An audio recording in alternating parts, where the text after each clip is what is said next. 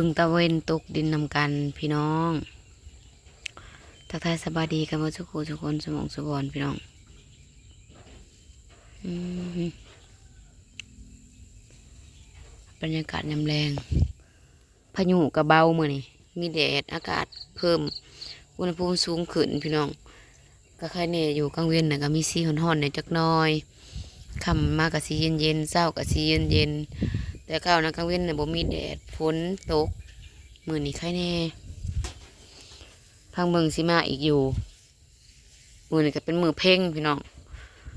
มื้อนี้เป็นมื้อศีลเพ็งเดือน12เป็นวันลอยกระทง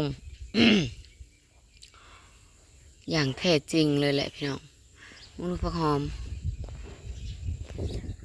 มึงดูสำนีพัวยังบ่ได้มาหอดเฮือนได้นี่5:30เนี่ยถ้ายิ่งเมเลี้ยวสิไปหาน้ำอาบน้ำให้ลูกถ่ายคลิปไปได้สักพักหนึ่งก่อนพี่น้องบ่พอได้ถ่ายคลิปเลยบางเบาไปเลยพี่น้องอุตส่าห์สร้างขึ้นมาทั้ง2 ช่อง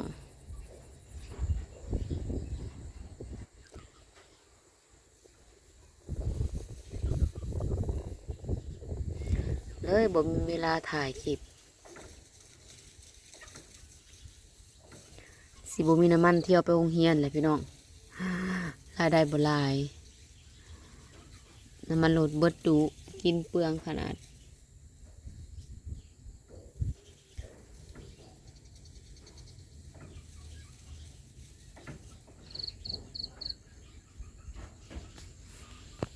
ยิงแม่แล้วแหละจะน้อยไปอาบน้ำนะลูกเด้อไปอาบน้ำให้ลูกมาแล้วก็จะท่านในถ่ายต่ออยังบัดนี้พี่น้องก็ค่ำก็มืดก็ไปแนวใหม่แล้วแบบนี้นี่เลยเวียกแต่ละมื้อนะบ่ได้ค่อยได้หยุดได้ย่างดอกพี่น้องบ่ค่อยได้อยู่ซื่อๆโทรศัพท์นี่ก็บ่ค่อยได้จับว่าหยังแต่อันบ่มีหยังถ่ายฮอดบ่มีเวลาฮอดจับโทรศัพท์พี่น้องบ่ค่อยได้จับได้เขี่ยเลยไปโรงเรียนกับตั้งแต่ไปฮอดโรงเรียนแล้วก็ก้าวเข้าสู่หน้าเวียกเลยแล้วก็เท่าเลิกมาแล้วก็วุ่นกินข้าวกินน้ำแล้วก็เล็กๆน้อยๆจับโทรศัพท์กับบ่พอสิถ่ายคลิปก็บ่มีแนวสิถ่ายคลิปนี่พี่น้อง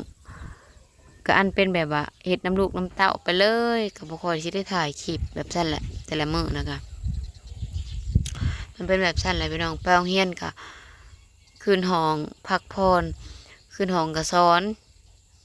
ก็บ่ได้ขยะเลยเว้าปากเปียกอยู่ตลอดกับเด็กน้อยบัดพักผ่อนก็ต้องเฮ็ดเวียกแนวใหม่บัดนี้เราต้องเฮ็ดเวียกแนวใหม่แต่งบ่ซ้อนอีหยังไปบัดนี้บ่ค่อยมีเวลาสิจับโทรศัพท์เวียกก็หลายพี่น้องบัดนี้ เวียกก็ยังบ่ได้แล้วเลย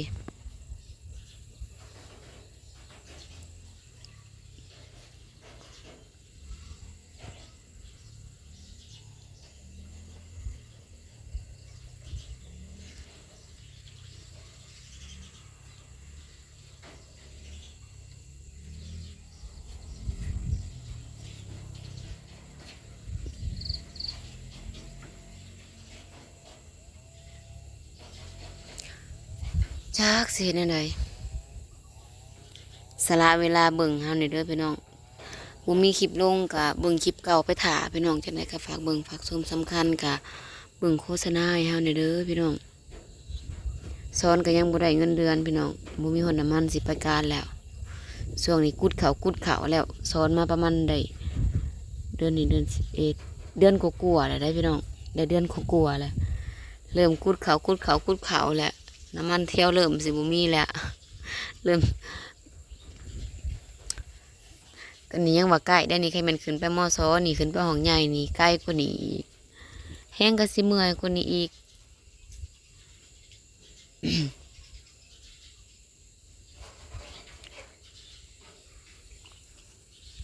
ส่งกับน้องกับพากันเล่นอยู่หน้าบ้านค่ำไม่ได้นี่ตะเวนสิตกดินแหละ งัวก็ได้ปล่อยแล้วใครแต่ว่าอันได้แม่เอาลูกหาอยู่เฮือนตอนเช้าพี่น้อง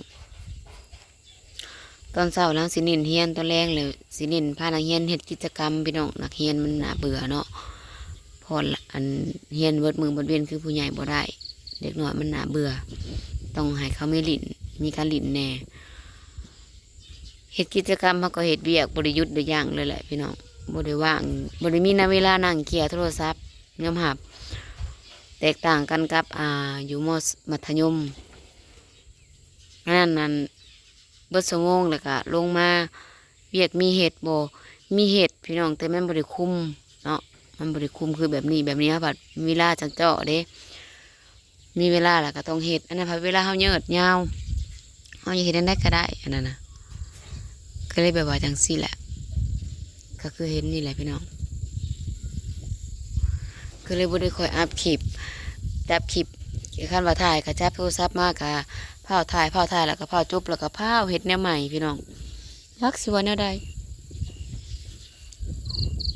นี่ก็สิจบไว้ก่อนพี่น้องมีหยังก็สิต่อใหม่คำบ่ต่อใหม่ตอนเช้าก็ต่อใหม่ตอนแรงบ่ต่อตอนแรงก็ต่อตอนเช้าตอนนี้ขอเอาลูกไปอาบน้ำก่อนพี่น้องตอนนี้มันหาโมงครึ่งแล้วมันเย็นอากาศเย็นลงแล้วอีกตนเด็กน้อยฝากเบิ่งฝากส้มฝากเป็นกำลังใจในเด้อพี่น้องเด้อไปเอาลูกอาบน้ำก่อนเด้อจ้า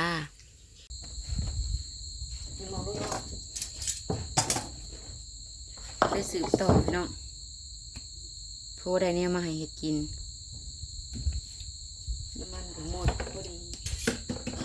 โทรได้เนี่ยมาให้เห็ดกิน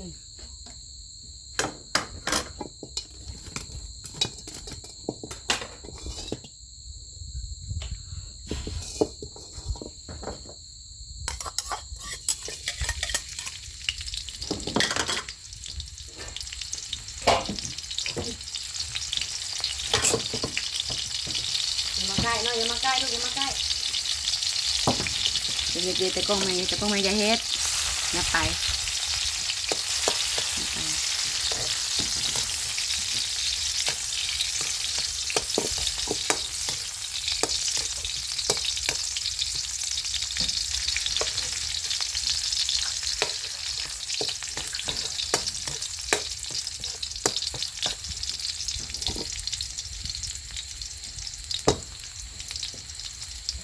ให้มันหอมๆก่อนพี่น้อง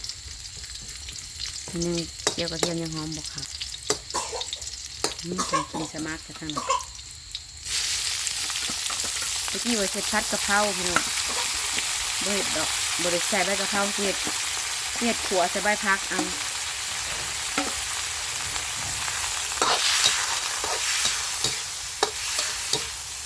เฮ้ย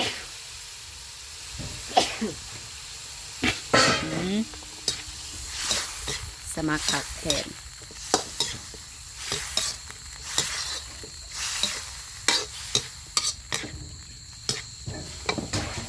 โอ้ยสาดเด้มาเอาหน่อยดีกว่า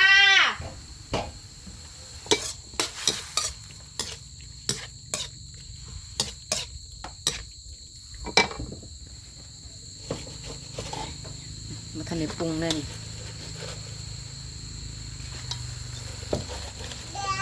เปียกกับเปียกให้มึงเปียกโลดอย่ามาส่อไปสิเห็ดให้มันเละนี่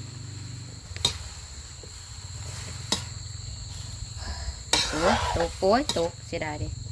ถ้ามันมาเอาไปนี่ตบน้ำแล้วก็ซ้ำจนเปียกนี่ขัวพักหรือขัวยังวะเอาไว้อันนั้นถ้าเบิ่งมันหยอบก่อนเบิ่งดังโอ้ยมันหยอบมันก็บ่ร้ายแล้วยังมือกับเปียกไปเบิดนะมาแกะเอาไปถ่ายนุ่งคุณเมื่อยไปไป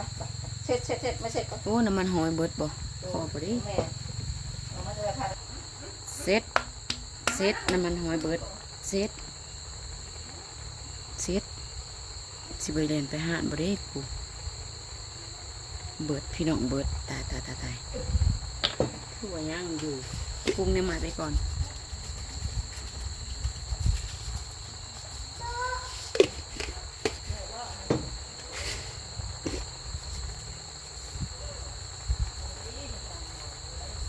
มันก็จะเป็นข้าว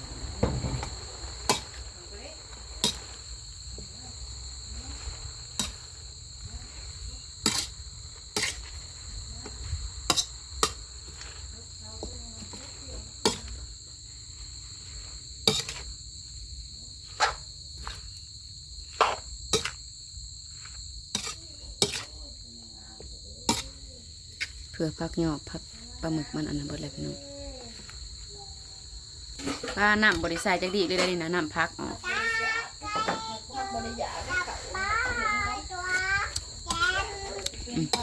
พอแหละตื่มน้ำปลาเอาน้ำปลาอีกก่อนเฮ็ดบ่เคยใส่น้ำปลาได้นี่น้ำมันหลายพี่น้องเอ้ยพอพักกันยังหน่อยหนึ่งไว้ลวกให้อีหน่อยซะแซ่บแล้วแซ่บแล้วน้ำบริใส่จักดีเลยมันจะนำพักออก